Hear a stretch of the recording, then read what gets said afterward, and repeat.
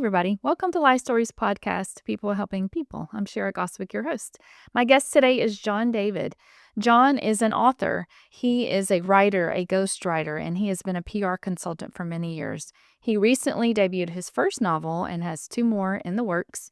And I loved talking to him. We talked about the creative writing process. We talked about his writing style, and he gave advice for people who are wanting to step out and step into writing, trying to get a book published. He had some great insight into this system, and I loved hearing from him. If you know me, you know I love to read. You know I love talking to authors. They are some of my favorite people. And I really enjoyed learning from him today. If you are an aspiring writer, if you have a book or a manuscript and you want to have it published, or you know someone that has, send them this interview, listen to this, and take heed to what he encourages. John, thank you so much for being a guest today. I, as you can see behind me, love to read. So I love that books are a big part of what you do. And actually, I love reading thrillers. Your book is on my list to get. So I'm excited to learn about your first novel, but you haven't always been, this is your first novel. I know you've been involved in writing, but that's not what your career was for a long time. Tell people how you got started and what you were doing before you were writing. Sure. I mean, I guess I've been a writer my whole life in a sense that it's been part of my education and part of my job, my professional life. But, writing fiction is kind of my side hustle of the moment. It's, something I'm aspiring to do more of. But I started off as I went to journalism school at the University of Florida, and which is heavily, when you study journalism, there's a lot of writing involved with journalism. Sure. I actually got my degree in public relations, still a lot of writing. And then I became a publicist and a consultant, a marketing consultant, which is what I've been doing for the past 30 years. And, I've written, hundreds, perhaps thousands of news releases. Um, I've written lots of speeches, lots of byline articles, like ghostwriting type assignments, help people write books, all kinds of things like that. So I've always been a writer. And about 10 years ago, I actually wrote a business book, a nonfiction book. Oh, wow. Came out in 2016 about online reputation issues. And that gave me a pretty interesting kind of window into the publishing world. Yeah. And I think understanding how that came together, helped me was probably the biggest hurdle when it comes to writing a novel. Is just it's a big thing. It's Yeah. a lot. It's a lot of words, man. Yeah. So it's like, oh, can I write something this long form that's good? Can I keep somebody's attention for, a novel length work? Yeah. And I think that writing a nonfiction book helped me understand that a little bit. Yeah. And so it made it somewhat less daunting when I came up with this, when I had this idea, this kind of bolt of inspiration, and I actually decided to write a novel, and that's how it happened. So for people that are not familiar with writing, how many words? Because we're talking 100,000, close to 100,000. Like, how many words did you have to write? So my first book is about The Bystander, which is my book that's out now. I think it was about 60. I think it ended up being at 68,000 words, something like that. It's a lot of words, yeah. And there's all kinds of things out there. Okay, how long should a thriller novel be? Yeah. You know, and it's all. I think it's all somewhat subjective. But, like, I mean, I signed an agreement with my publisher once they agreed to acquire my book, and I signed a 3-book contract, and I think I have to deliver technically, I think I have to deliver, like, a 60,000 word book or 50 something thousand word books, something like that. And then it's when you get into some folks write much longer works. I wanna say the first Harry Potter book was 78,000 words, or it was 87,000 words, something like that, but it wasn't like, Yeah. you think about Harry Potter books and you think, big, huge, thick things. So Yeah. actually, the first book wasn't that long, but it's daunting, it's It daunting, is.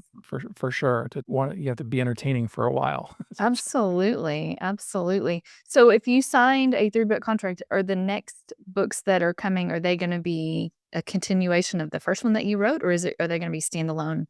So I signed on to write a series. Okay, awesome. Actually, the second book was done over a year ago. Oh, wow. And so the second book comes out in May. Okay. So it comes out in actually about a month and a half from Oh, where we're awesome. recording this. And so it's a series, same, the same sort of central cast, with a different mystery to solve. And Yeah. so I'm actually working on the 3rd book, right now. I'm hustling to finish the first draft of the first book of the 3rd book. I'm always curious when I talk to authors, what is your writing style like? Like, do you have to have it completely quiet in your house? Do you have music on? Like, what do you do? Because everybody's different. To me, it goes through it's a couple of different things. One is that I generally dictate, and then I dictate, and then I take that and I clean that up. And so I dictate. I mean, I sometimes I dictate when I'm walking, doing my morning walk. Sometimes I dictate walking around the house in the afternoons.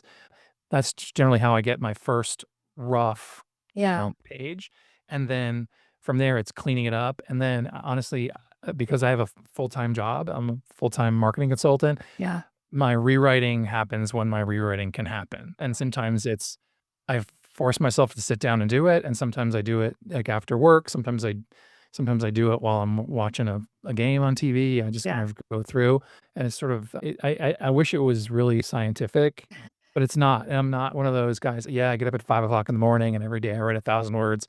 Like, Oh gosh. that's not me. I'm not number 1, I'm not a get up at 5 o'clock in the morning guy, Right. and I don't necessarily feel that for me, it's sort of like, my books are all they're sort of always being written in my head. Like, Yeah. I think about them I think about them a lot, and then sometimes I just stop thinking about them, and then I come back, and that, I get moments of kind of clear thinking, and gives me direction. So I wish I could say I had this, like, linear process, but Yeah. it's not, and I'm not a linear thinker anyway, so I'm kind of all over the place Right. when I start. I mean, I just am always fascinated with the way writers do it. If I were to dictate a book, it would be a jumble of mess because I am the person who dictates my text and I don't proofread before I send. So I wouldn't know anything I was writing if I did it like that. So that's impressive to me. I mean, I think it to do it no matter how you do it. I think Yeah. that Yeah. because honestly, don't understand how you still hear about authors who say, "Yeah, I read it out longhand on legal pads." Oh my gosh. Which I think is what John Grisham does, I think, Oh, I remember. But then you think about it, okay, how did, I mean, not to put myself in any category like this, but I mean, how did Hemingway do it? right. Right? I mean, how did, and you Yeah. see it, that's what I think James Patterson is a writes it all, hand writes it out, you know? But I think if Hemingway was around, he'd probably be using a laptop, you know? Right. So, Yeah. It's you do what works. You just do yeah. whatever works. I'm always just super impressed with authors. I have written a little bit, and the longest book I wrote was about my family's journey with autism, and I think it was like 21,000, and I thought, "I don't have any words left." I can't imagine writing 60, 70, Yeah. 80,000. Yeah. That was rough for me. So Yeah. I'm impressed. I'm always impressed with authors. Those are my favorite people to meet and to learn from. So Well, you were saying, the podcast, you're looking for, like, 20 good minutes of a podcast, yeah. right? Versus an hour. Like, I always say, I don't think I'm an hour's worth of interesting for a pod. I mean, I think authors definitely are. Like, people wanna meet celebrities, they wanna meet, these famous people. My most prized possessions are the books that I have on my shelf who have been signed by the authors. Like, okay. I treasure those. So and those I do not lend out. That's good. They stay on my shelf. So I respect authors a lot. So you talked about being a ghostwriter. Explain to people what that is exactly. Are you writing completely your ideas for someone else, or do you take their ideas So, and run? I think that there's maybe some, like, there's some, like, whatever romantic thoughts or whatever about being a ghostwriter. That I think that's, yeah, when I call ghostwriting as an example, I've written for, like, of a client that has been a client of mine for 20 years, Oh, wow. and he's written articles, and he's written, been published in trade magazines, and he's given speeches, and I've written all those things for him. Yeah. So, like, that's what I call kinda ghostwriting, and at the same time, I have clients who give speeches, and I have clients who are they wanna someone asks them to contribute something to a magazine, and I help write those things, and that's where I sort of what I call ghostwriting. Yeah. I have another client who is writing a business book, and I'm helping him write that. I kind of call Oh, that ghostwriting. That's how I look at it. It's not yeah. this. I think it's a romantic concept to say, that uh, whatever somebody Prince Harry hires a guy to write his book, and he just goes and writes it, It's like Right. ghost writes it completely from beginning to end. I think that's I don't see that as reality, Right, Yeah. right. What made you want to do a novel? Because this is the first thing, first time you've done that. What made you wanted to go to fiction? Well, I guess the arc kinda goes like this, is that I used when I was, younger, when I was single, I read a lot of novels. So I read a lot of thrillers, I read a lot of mystery novels, and I wasn't like a book a week guy, I was more of like a couple books a month guy, Yeah, and then, I met my wife, I got married, I have kids, and something's gotta give, you yeah, know? You only have so much time, and so my, like, novel reading, like, went away, and I basically stopped, that was like a hobby that I unconsciously, whatever, subconsciously gave up. And so when my kids went to college, I found a little bit more time. I kinda really discovered audiobooks, and I started listening to audiobooks when I was exercising in the morning, and I really kind of got myself reacquainted with mysteries and thrillers, and that kind of started sparking things in my head. And then for me, there was, like, one particular incident that happened that really inspired me to write this novel. yeah. And it was a thing that happened. It was an incident that happened in the news. Oh, There was a situation in Indiana.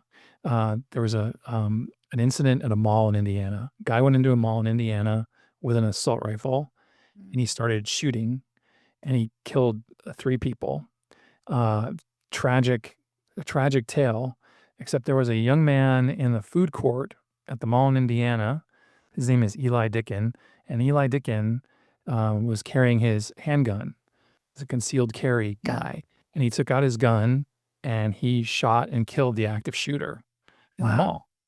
So, armed bystander kills active shooter, and first things first, and I say this all the time, Eli Dickens' a hero. He's a real hero. He did something, brave and Yeah. difficult under tremendous pressure, and he saved people's lives. So he's like our real hero.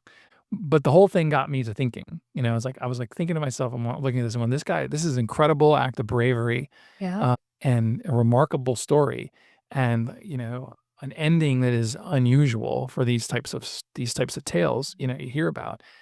But is that the way it's supposed to be? Like, are we supposed to it's very Wild West to me, Is that Yeah. the way it's supposed to be? Are we supposed to be do we need to be worried that when we go to the mall, and we're gonna, whatever, we're gonna have a Cinnabon? Do we need to worry we should have a gun with us?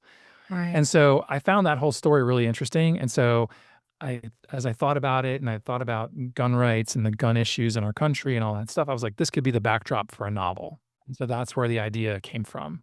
And Okay. so my book opens, and this is no spoilers or anything like that. It opens with a television reporter is out on a Friday night, and he is kind of filming a lifestyle type of piece. That's the night before a big football game. He's at a big outdoor retail complex, and a guy comes in with a gun, and then an armed bystander kills the active shooter. Mm. TV reporter flips his camera around and gets the whole thing on film, and the clip goes viral. The armed bystander becomes a hero, but all is not as it seems. Interesting. Very And interesting. that's the lead into the story. The Yeah. mystery goes from there, right? Very cool. What That's where it came from. That's awesome. I love that. How did you feel this was different? I know we talked about having to have so many words for your novel, but how did you feel this was different writing than other writing projects that you have done? Well, I think the biggest difference is that you can when you're writing a novel, you get to make up whatever you want. You can kind of go back and change things, and something doesn't feel like it makes sense to you, you can go back and change it, and you can change people's point of view. You can have them say undo things, not say things they said. You can make them taller. You can make them handsomer. You can make them Right? prettier. You can do whatever you want. And for me, I kind of try to tell a story that's that feels plausible. Like Mm. that's the lane that I've kind of put myself in. I want to tell a story that this could happen. This seems real, right? And what so I usually try to like tell the story in a way that it seems real. And then every once in a while I get to a point where I go, wait a second, this doesn't make sense.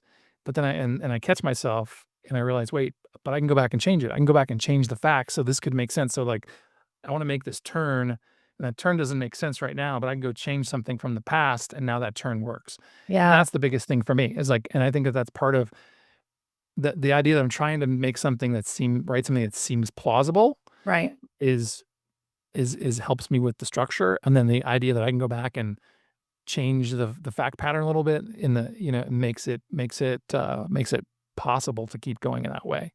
That's very cool. I hadn't thought about it like that before, but that's very cool. I am not I wanted to be able to write fiction. I'm not. I can't do it. It's too harsh. I love reading it, but I just can't do it. Do you feel like because you had been in the writing world for so long, and maybe you new publishers or not that I'm saying that your book was not good enough to be published. I'm sure it's excellent, but a lot of times we hear about people wanting to write and how difficult it is to have it published with a publishing company. So people go to self-publishing so often. Do you feel like because you were already in that industry, it was easier for you to kind of find your way and find somebody, that worked well? You know what I mean? I mean, I'm not sure about easy, like, Right. It's hard work. It is. the, yeah, so when I wrote my business book back in 2016, so I have had a traditional publisher, I have a nonfiction agent, I had an idea for a business book, and I pitched to agents, and I had an agent who, liked my idea and represented me, and then he sold my book. So I've been through that process. Right. The f and in nonfiction, very different, to be quite honest with you.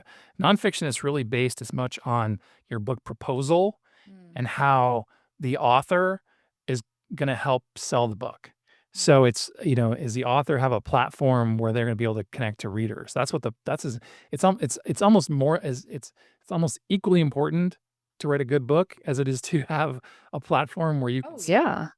so that's the nonfiction world. In fiction, it's completely different. In fiction, it's the book. It's like 99% the book. Yeah.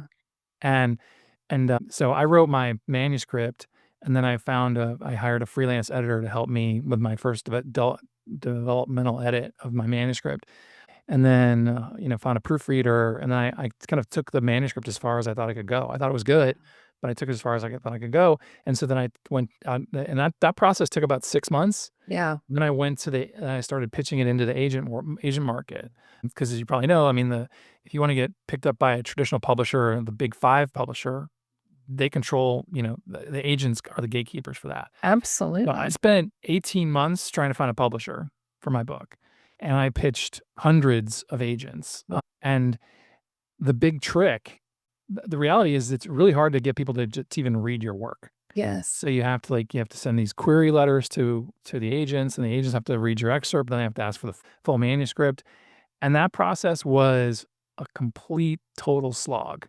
I mean, it was Wow. just, and I can for me, as a PR consultant, I've spent my whole career pitching journalists stories. Right. Pitching journalists stories that they don't really maybe want or that they don't know they want. Yeah. And so I was used to getting rejected. Like in the PR business, if you pitch a story to 25 reporters and one of them and 24 say no, but one says yes, it's a home run. So I was used to rejection and I knew it was coming, but I did not foresee the level of rejection that you get and the inefficiency of the publishing process, in my opinion. And so I'm still unagented. I don't have an agent, but I went directly after, a year of going through the Yeah. process. I started reaching out to some small presses on my own that were open to getting submissions from unagented authors. And that's where I finally got traction Yeah. and had publishers who showed some interest in my book. And eventually, I got signed by Thule Publishing in California. I love that, and I think that is going to encourage somebody that is maybe wanting to take that step, but feeling overwhelmed with the process because I don't understand, maybe the market is just saturated. Maybe these publishing companies are so overwhelmed with so many people. Is that why do you think it's so hard to even get your foot in? Like there's just too many? I mean, do they even read them all? I mean, really? Well, that's a question. I don't know the answer to that question. Yeah. Here's the thing. There's a couple of interesting differences. So I went to a book signing about couple years ago. And John Grisham was speaking at the bookstore in Miami, and so my wife and I went, and we got a copy, and we listened to him talk you know about his publishing career.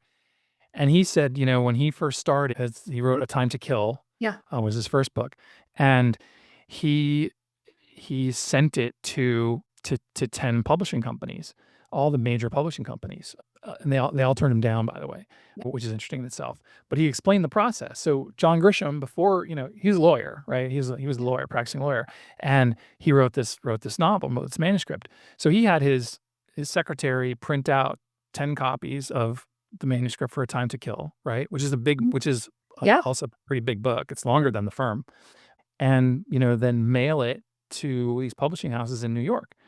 And right there, that's a barrier to entry. If you think about the business world, that's a barrier to entry. Everyone does not have the ability, at back then, the Right. ability to print out copies. Sure. Costs money. Postage costs money. Everything costs money. Figuring out to send it out to these publishers, right? And so that was a barrier to entry at the time. So less people are going to be sending stuff out because it takes that time, energy, and cost, right? Right. So, but now there are platforms out there that are being used by literary agents, and you can send out 100 pitches in a few hours. Agents. So, are agents overwhelmed with Right. manuscripts? I would say the answer is 100% yes. How has that impacted things? I don't know the answer to that. Yeah. Do they read everything that they get? I can't imagine that they do, because I think what happens is that agents get, particularly if, as after an agent starts to build their list, as they say, they want new clients, but they're less likely to look through this massive safe Right. pot. And so maybe they hire an assistant or an intern or somebody to go through these things.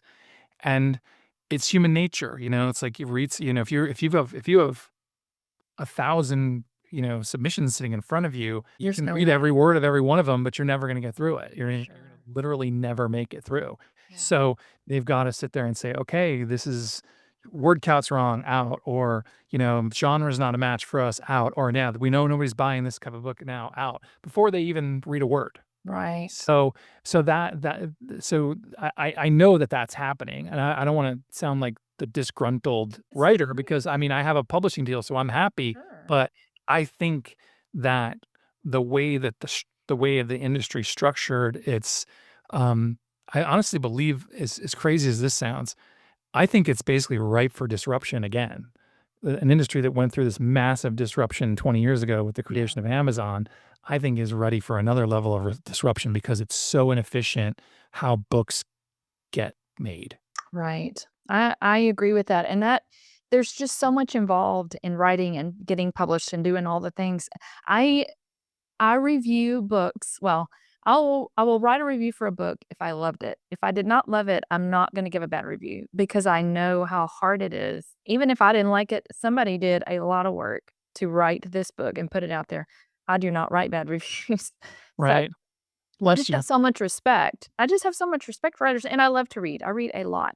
So, I totally understand that, what you talked about. If you could go back to the beginning of your writing, is there something you would tell yourself that you know now maybe that you didn't know back then? How far back am I going? Am I going back to, like, for my first when I first started writing my When you novel? first started writing your novel, yeah. I mean, I think the biggest thing would have been, I'm really, like, all about the story, Yeah. and I have to get the story has to work for me, and so I really try to push myself to get the story right. And if I think my first time drafting my novel, I would hit a bump, and it would stop me, Yeah. and, like, I still have that issue, is that, Mm. like I said, the way my books are written, I like them to be believable. And so sometimes I get to a point, I'm like going, "Well, that doesn't sound believable." I'm like going, but I know in the end I can make it believable. So I Yeah. sort of push through that level of, like, and maybe this is the lesson, is push through self-doubt. Yeah. And self-doubt can occur in lots of different ways. Whether it's good enough or whether it makes sense or whatever, but push through that little bit of self-doubt, because, if you're confident in your abilities, you'll figure it out. And don't let that little bit of self-doubt slow you down. That's awesome. I love that. I saw an ad once for, they do everybody does these master classes, and Judy Blume said, "Someone told me I was a great writer," and I said, "No, I'm a great rewriter." And I thought, if Judy Blume can say that, that is encouraging to writers. That is encouraging to anybody that wants to try to write, to not expect to have it perfect from the beginning, but Right. to continue working, just like you said, just push through and keep Yeah, I mean, if you the lady who wrote Bonnie Garmis, she wrote, Lessons in Chemistry, monster hit, right? Yes. Bestseller for, like, 2 years or whatever, monster hit, I and, love why she she wrote it. I an heard interest the story of why she did Oh, it. yeah, no, I think Love that. what it's about and the Yes. way the positioning of it is really why it is a phenomenon. Yeah. But I've heard her interviews with her, and she says, "It's not the writing, it's the rewriting." She says the same thing. She Yes. says, like, like, and she's one of those who I believe, um, does have like a more by rote routine of like, every Right. morning I get up and I do this. But she says it's not the writing, it's the rewriting, Yeah. and I think I think that's pretty much fairly universal. I Sure. mean, the first time, I mean, it's funny because one of the things I think that's helped me for me as a writer is that because I'm a PR consultant by trade, I'm ultimately writing for other people. Like I said, you're like ghostwriting, whatever. I'm ultimately writing for other people. And very, very seldom is like my name on it. I mean, my name might be the contact on a news release, but it's about, it's something that's with somebody else's names on it. And so if somebody comes along and says, "Well, I want to say it this way instead of that way," I kind of, my reaction is, "Well, if that's what you think, your name's on it. My name's not on it, right?" Right. But I think that's opened me up for editing and to also to just be more to have a more of an open mind about when suggestions come in or when people want to make changes. Because Yeah. I think editing is really another art form, and, Oh, I'm absolutely. not sure how much would have I'm not sure I could do the job of an editor, somebody who reads a novel and does a developmental edit. I think that's a real art form in its own, and Yeah. it's a real incredibly valuable. Absolutely, and necessary for a Yeah. good book. Oh, yeah. Did it ever bother you that your name was not on it, like ghostwriting and helping other people? Did it ever, like, in the beginning, bother you that, "Hey, I did this. I I did the majority of this." Yeah, I mean, yes and no. I mean, in the end, it's sort of like, when it's your living and it's like, okay, I mean, would I rather, have paid my mortgage and have a roof over my head, or would I True. rather have my name on something? So So it's true. like I got paid, and so Yeah, that's kind of a big part for me. But, yeah. I mean, I have pride of authorship of certain things, Mhm. and your client, and ultimately like my clients know. I mean, like the ones they go, yeah, they go, yeah, I made 3 changes and we sent it off, and now it's going to be printed tomorrow. Right, I mean, that's generally enough for me. I've generally been a behind the scenes guy anyway. right. So, Very cool. Well, this has been so awesome. Is there anything I haven't asked you about that you wanna mention before we go? well, I think you've covered it. I mean, just the I could, make the typical plug if I'm allowed, but on the whole, no, it's been interesting, really interesting questions. I appreciate the time to talk Absolutely. to you. I appreciate you being a guest. This has been great. Like I said, authors are the people I respect the most, so I love getting to talk to authors and hear their story and how and why they got to do what they're doing. I'm glad I could represent the class. Well, thank you, John. I'll be in touch soon. Hope you Thank enjoy you. the rest of your day. You too. Thanks so All right. much. Bye-bye.